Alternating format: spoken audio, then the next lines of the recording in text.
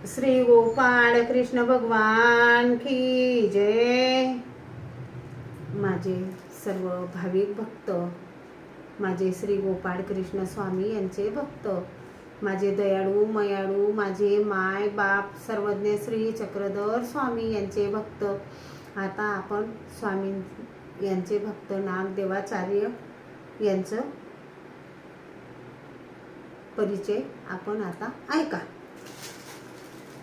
श्री नागदेव हे बीड जिल्ह्यातील पुरी पांढरी या गावचे होते। आई, एक बहीण व चुलत बहीण ह्या तिघी जणी रावसगाव येथे राहत होत्या। नागदेव हे गूढ प्रवृत्तीचे होते। हातात नंगी तलवार, आडवी वेणी अशी वेशभूषा होती। आईच्या भेटीला रावसगावाला आले।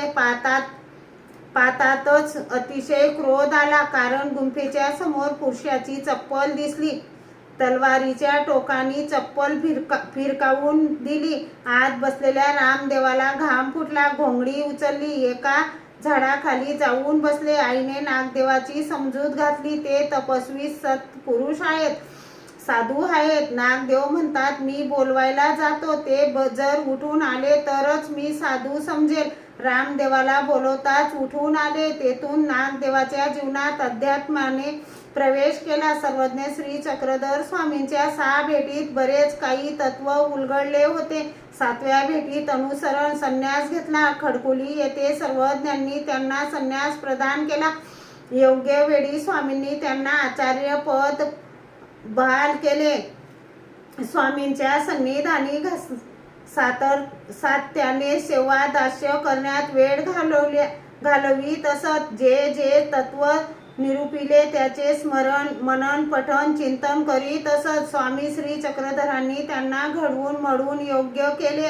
आचार्यांना ताप आलेला होता। स्वामींनी नेवासाला जायचे म्हणून सांगितले। डोळे लाल बुंद, नीट चालता येत नव्हते।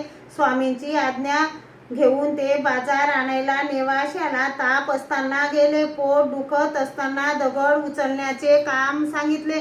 दगड उचलाल तर पोट सूड कायमचा बरा करतो। स्वामी म्हणाले, देवा माझे पोट दुखत आहे, मी कसे दगड उचलणार? देव जास्त म्हणायचे, भट्टो कमी म्हणायचे। 22 दगडांवर ही झाली। दगड उचलता की पोट कमी दुखायचे, जेवढे जास्त उचलले तेवढे कमी होत शेवटच्या दगडाने संपूर्ण पोट दुखणे बंद झाली। स्वामींचे सेवा दास्य महत्वाचे आहे, कर्मनाश होणारच।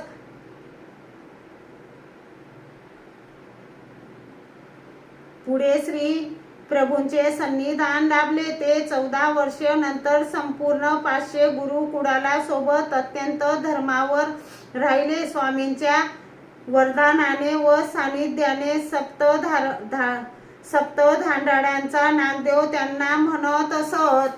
श्री गोपाळ कृष्ण भगवान की जय।